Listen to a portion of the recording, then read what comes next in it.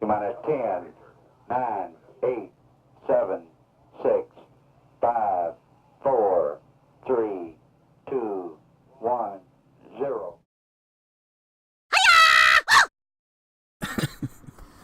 All right. I really kind of love that intro. My daughter picked out the closing sound there. I mean, there's these stock sounds that you can pick from and just throw in there whatever you want to end that that countdown. And nobody's doing this but me, but it's not like it's a template or something. It's a template for me, but my daughter picked the out. It's just hysterical. Anyway, this is James Valvis, and I'm coming at you with a new vlog. This I've decided that, and all my commentary now is going to fall under the Valvlog heading.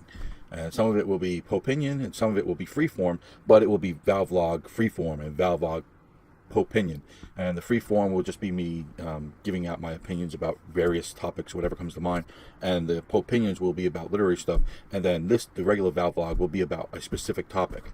And today's specific topic, the one I'm going to talk about today, is going to be about sticking to one's philosophical underpinnings, what that means, what it means to stick to your philosophical guns, so to speak. Because lately, I've come across a couple of things where people have said to me, to be exact, a guy named Barnacles. He's a famous tech guy, lives in the Pacific Northwest like I do, and he's a large man. He's probably around 400 pounds. I don't know how tall, maybe 6 foot tall, maybe a little less. I don't know, but he's a large man. He needs he's struggling with it, and I struggle with my weight too, so I'm not pointing a finger at the guy. I'm not saying he's a bad guy or anything. He's not a bad guy. He's actually a pretty good guy. But, we disagree politically about a lot of stuff, and I recently said to him on Twitter, you need to just knock off the leftism, because it's annoying. I mean, it really is. I mean, I follow the guy because of his tech. I don't follow him because of his politics. I keep away from people's politics unless those people have shown themselves to be astute about their political thinking. Now, if you're astute about your political thinking and you disagree with me, well, I find you very valuable. I think that that is absolutely a valuable person to know. But most people are not very astute in their politics. Even whether they agree with me or disagree with me, it doesn't matter. They're just not astute, and therefore I don't want to hear it. I don't want to hear somebody's political commentary if they're not thought about these things at all, or if they have a very surface level understanding of it. Just like I wouldn't want to listen to somebody's information about technology if they don't know much about technology. Why would I want to know anything about them, about their understanding of technology? It's useless to me. I need somebody with more information about technology than I have. Otherwise, there's no reason to have that person at all. I imagine that most people, when they come to my channel, and they come to visit me, they come to hear my poetry, or they come to listen to me talk about literary stuff, and that makes sense because that's my expertise. But I've spent a lot of time and a lot of thought on my philosophical and political and spiritual thought that underpins all my literary stuff. So I have, you could say I major in literature, but I minor in this other stuff. And so you could say there's a reason for me to give this stuff. Now, when I listen to somebody like the immortal John Hancock, who's a video game YouTuber, he knows an awful lot about video games and video game collecting. And he's extremely interesting to listen to in that. But when it comes to talking about, I don't know, he's not really a sports fan. But if he tried to talk about sports, I just wouldn't care much about what he says, because he doesn't have that information. It doesn't make him a bad guy. I mean, he's stupid. It means that he's just not prepared to understand that information. And so a lot of people, especially in the literary world, they think that they're, because they're excellent poets, that transfers over to their other areas of life. And I've talked about this before, where these people are experts and they think that therefore they are smart. Therefore, I know this, therefore I know that. But this is not true. You have to go in deeply into that particular thing. I know an awful lot about poetry, but I wouldn't presume to tell my sister-in-law, who's a wonderful person, by the way. I don't know if she listens to this stuff, but God, I love her. She's just funny and she's smart, and I think she disagrees with me politically too, but she's just a terrific lady, and it's really, really smart at what she does, which is pathology in medicine. And I wouldn't presume to tell her anything about pathology and medicine. I don't know anything about it. It's just not something that I have any information about. So she's going to talk about that subject. I'm going to listen, but I'm not going to, I might add a word or two or something. If I, have a family member who had that particular disease or something, I might know a little something. But otherwise, I'm not going to do anything. So anyway, Barnacle, he'll throw out his political opinions, and I just say, just don't do that. Just don't do it, because that's not what you do. That's not where there's nothing. You have nothing to offer me in that area. So don't do that. And then he wrote back to me in a tweet that I've lost all my credibility because I support a guy who doesn't follow the core values of my religion. That's what he said. Now, here's the deal. First of all, I don't have any credibility. I'm a poet. We have zero credibility. I don't worry about credibility. I worry about being right. I worry about being a good person. I worry about being a good husband and a good father. I don't worry about my credibility. The heck with my credibility. The only thing credible about me is in those areas in which I claim expertise, which is being a poet, being a husband, being a father, being somewhat a philosopher, being somewhat a person who can explain things in an interesting way, and a little bit of an artist, not much one, but a little bit of an artist, and that kind of thing. And I've been around, so I have a little expertise in the Army and a little bit of expertise in this or that. So I have a lot more. If you've not been in the Army, I know more about the Army than you. I always say to people, listen, if you want to know something, if you want to know more than 99% of the population on any subject, read a children's book. Seriously, it doesn't matter what topic. Say you want to know about medieval castles, and that's it. You just want to know, you want to be an expert in medieval castles. Get a children's book on medieval castles, maybe one of those picture books, maybe a pop-up book, who knows. Just get one of those books just written for children. It's maybe 60 pages and they're all big letters, and just read that thing, and 99% of all people, you will know more about medieval castles than 99% of everybody who's ever lived, including many people who lived in medieval castles, because they just don't know much about that subject at all. You can get away with not knowing a whole lot and still seem like an expert. Anyway, back to Barnacle. So Barnacle said this stuff to me, and he said that I should, I lose all credibility because because Donald Trump does not follow my religion to the letter. Well, I said to him, who does? Who does follow my religion to the letter? I certainly don't. I wish I did. It would really be better for the world if I did. But I fall into temptation too. I sin. I do, things. I'm a big guy, so I'm a glutton. I've gone into this in depth here on this channel, that I'm a sinner, that there is nothing about me that is worthy of redemption. That doesn't mean I won't be redeemed for the mercy of Christ, but that doesn't mean that I deserve it. Nobody on the planet, not a single person on the planet, follows the core values of my religion straight through, or has in their life. You find anybody who's 70 years up and over, and that person is going to have a laundry list of, and maybe they're better than Donald Trump, maybe they're worse, I don't know. It's impossible to know. But the idea that Donald Trump has to follow every single thing that I believe in order for me to vote for him or to support him politically is absurd. The very idea is absurd. Now, let me put it this way to you. Just imagine a scenario. My daughter has been shot. She's been shot in the upper right quarter of her stomach, and she's bleeding out. And we get in a taxi, right? And the guy's in a taxi. He's driving us to the hospital, and I'm trying to hold my daughter's guts into her stomach, and this guy's driving like crazy trying to get us to a hospital. And he starts, and then I find out that this guy is not only a Muslim, but he beats his wife. He visits terrorist websites all the time. He has an affinity for young children and everything else. He's just a bad guy. All right. Do I tell this guy, no, you know what? Let me and my daughter off here at the next corner. I just can't drive to the hospital with you. I can't do it because you're a bad guy. I don't do that. That's ridiculous. You deal with the guy in the moment, in the emergency, in what you're going on. And it's the same with our country. All right. Donald Trump, has he got personal flaws that I wish were not necessarily for me? I wish that he was better for himself. I wish that he was a better person for himself and for his family and for people around him. I wish that he was a better human being, so that he would know the happiness and the joy of a faithful relationship with somebody else. Because it doesn't really matter to me if he's unfaithful to his wife. It's not going to affect my life. It does now while he's sitting president. I mean, I'm talking about 10, 20 years ago. He has to live with that. He has to live with. I don't think I could ever face my wife again or my daughter if I cheated on my wife. I just don't think I could do it. I don't think I could go and step foot in this condo again. No, never mind whether I was caught or not. Just knowing I'd done it. Knowing I just don't think I could do it. I don't think that I could face her. I don't think that I could, be intimate with her. I don't think that I could do anything at all without just seeming like just a complete liar and betrayer and bad guy.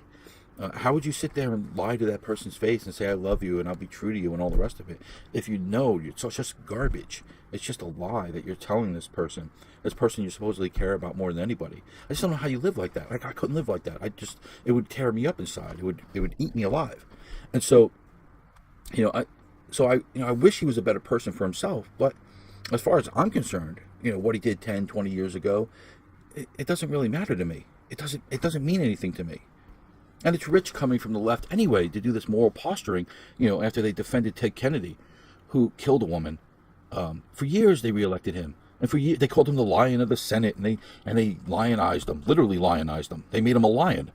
And they, and Bill Clinton and somebody like Senator Robert Byrd, who was a KKK member, not just a guy who supported the KKK, but a grand kleagle for the KKK. They supported him for years. They talked about him being the conscience of the Senate, or the parliamentarian of the Senate. He was just the grand old gentleman of the Senate. He was a goddamn racist. He was like the pits. Are you kidding me? The guy should have been kicked out on his ear. He didn't even, he apologized for it, but, way late. So the idea, I'm not, this is not even a whataboutism thing. It's not like, oh, well, this is, there are all these examples of bad people. These are people who have repeatedly supported bad people for their own political ends that are far, far worse than anything Donald Trump ever did. And now all of a sudden they gained the conscience. They've gained it because it's convenient for them. And it's the same way as what I said to Barnacle. His idea, my core values don't mean a thing to him. They don't really mean a thing to him.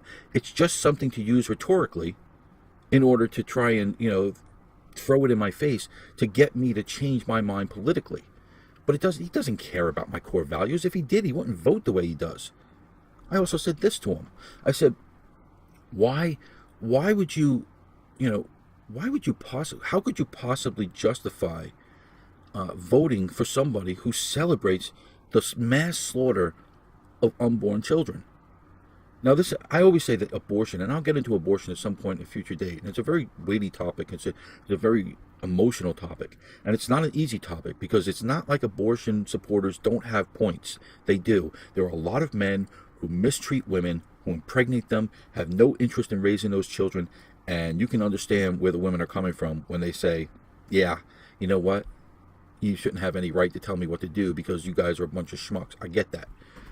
But it doesn't change the fact that child is innocent. It doesn't change the fact that child's life is inviolate. There's no justification that you can make to kill a child. I don't care what your opinion is, or what you think. There are certain principles that just cannot be overcome. I often say abortion makes a liar of Democrats on every issue. They talk about how they care about the poor. Well, who's poorer than the unborn child? They talk about how they care for the immigrant, but who is without a country more than the unborn child? They talk about who, they're for the little guy, but who's littler than the unborn child? They talk about, therefore, and you can go on like that. Everything that they say they're for. They say that they're for, women, but a larger percentage of children who are aborted from are female babies because of sex-selected abortions, and on and on. I mean, you're talking about not just it would be one thing if abortion was like 50 a year, and you would say, well, it's one thing, but we're talking about 1 million babies in the United States alone every year that are killed. Every year, 1 million little babies are slaughtered by abortionists every year since Roe. That's just in America. When you look globally, I don't even know what the number is. You throw in China and Russia and all these other countries and all the Western European countries. And it's horrendous. The number is staggering. There is no Holocaust like abortion. It's insane. Future generations will look back on this generation and say, my God, how did they live with it? There's there's an abortion clinic probably right around your corner. It'd be like having a Dachau right around your corner. It'd be like having, killing fields where they're stacking up skulls right around the corner. And, it's impossible to live with. It's just almost impossible to live with. It's horrendous. It is the greatest human evil the world has ever known. It's so large, I don't even know where we can start to begin to stop it. And yet, I'm supposed to vote for the candidate who's for that, because Donald Trump had an affair on his wife. Think of the moral equivalency of that. Think of how absurd you would have to be to buy that line of reasoning. But the truth of the matter is, these people, they don't care one iota about that issue. They don't care about the unborn child. And so they can say to me, this minor peccadillo of this one guy who's, a little trampy in his marriage has to trump, there's the pun, has to trump this great evil over here. And even just to limit that, to limit the abortion, the abortion mills in some way is enough to overcome all that, overcome every problem that Donald Trump has. But this is, this goes true to the whole idea of what is true and good and beautiful. I keep coming back to this. People do not orient themselves to these things.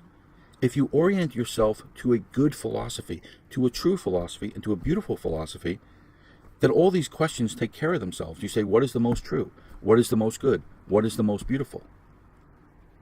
If you orient yourself to that, you don't run into these moral quandaries, and you can't really be questioned on stuff. I'll give you an example. I saw another thing where a person was saying, how could you be a Catholic when you have all these pedophile priests and everything? You have all this horrible stuff that goes within the church. And there's a simple answer for that. And I've been given it for years. It's because it's true. That's why. Because I think it's true. Because I think the Catholic faith is true. Period. All right? Now, let me give you an example. All right? Find out that, every math teacher that you have, or ever had, or ever was a child molester. Let's just say that. Let's say ridiculous. I'm sorry if you're a math teacher out there, or whatever. I'm not really picking on you. I'm just using an example. Just imagine that math teachers out there are really bad people. Some are serial killers, some are this, some are that. And it just turns out that math teachers overall in the population are just far worse. By the way, that's not true of the Catholic Church. The Catholic Church has no greater level of pedophiles than anybody else. It's just that they get more press about it. But just imagine that math, if every math teacher was a bad person, would you say therefore math isn't true? Would you say therefore 2 + 2 = 7, not 4, because math is bad, because math teachers are bad? You wouldn't say that. You would still say 2 + 2 = 4. And the same goes with Catholicism. If you believe it's true, and I do, then it doesn't matter what any Catholic does. It doesn't matter. It doesn't make you happy. It surely doesn't make you happy. It makes you pretty miserable. But you understand, too, there are social currents at work here, and the great evil within people, it comes out. And it's more tempting, not less tempting, when you have that kind of power and trust. When you're a Catholic priest, you have a certain level of trust, or at least you used to. And so it allowed people to do horrible things. And a lot of, people won't say this, but it's true. A lot of bad people went to become Catholic priests because it was a good place to hide out and do this stuff. It was a safe place to do that. Imagine yourself, you're a bad guy, and you like little kids.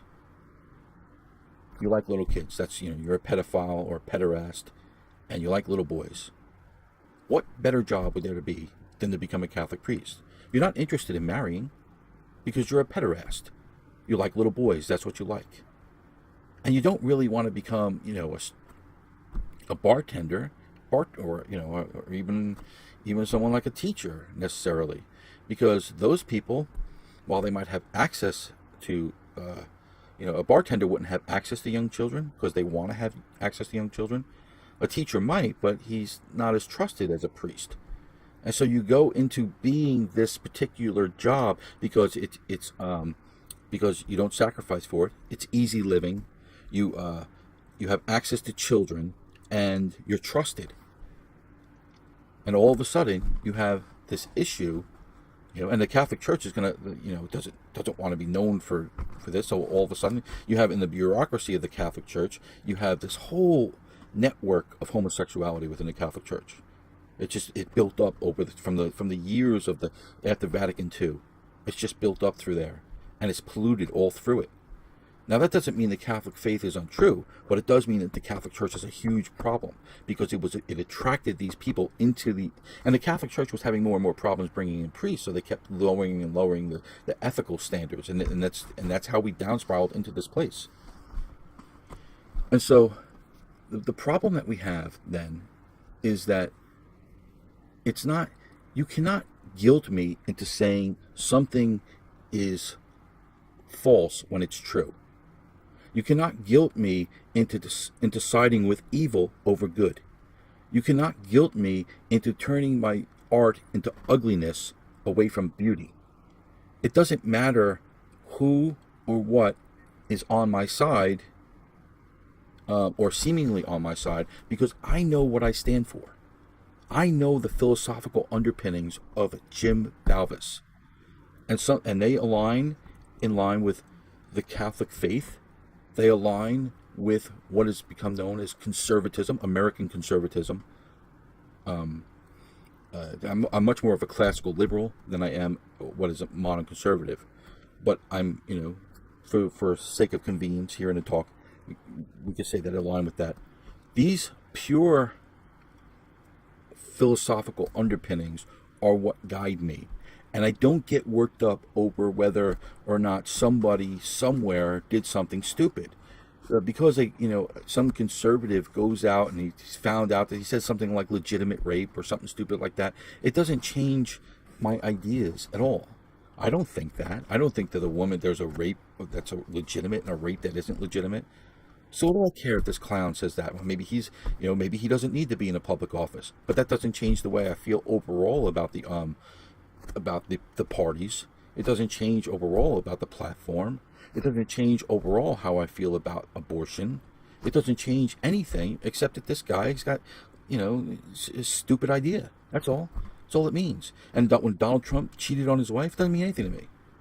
I still have to look at the Supreme Court and say, do I want an oligarchy of 5 justices deciding everything about our legal system? Or do I want to have a republic, as we've always had it? Which of those do I want to have? And if I want to have the republic, I want to have freedom, rather than an oligarchy of 5 justices, a tyranny. If I want to have that, then there's no choice in who I choose. No matter who the Democrats put up, as long as they put up people like this, they're always going to pick justices who stand against the literal interpretation of the Constitution and the literal interpretation of law. As long as they put that there, I can't vote for them. As long as they're going to support abortion, the most heinous and horrible policy, and full support, not just like, well, we can put sane, rational limitations on this and yet still try to help women who are in trouble. As long as they're doing that, I can't vote for you. I just can't do it. Doesn't matter. And so that, when you live on the plane of philosophy, when you think up there, when you have ideas that are steady and solid, you don't get tied up in the the moves and the throws of the chess game. You know what your pattern is. You know what how you're positioning your pieces on the board. And sometimes your king is kind of a jerk. And sometimes he's not. And sometimes the other side is really, might be really nice people. Doesn't matter. Doesn't matter. Because what they're doing overall is not acceptable. It's not acceptable. It's not acceptable to support abortion universally. Abortion on demand. It's not. We know too much now. We know that's a human being in there. We know that. It's There's no difference between a 7-month-old baby and in a womb and a baby that was born 10 hours ago. This is no physical difference between those two people. This is nothing. The only difference is one is inside the womb and one is outside the womb. That's it. The only difference is where they are. Where they are is the entire basis for your belief that one can be killed at will and one cannot be killed at will.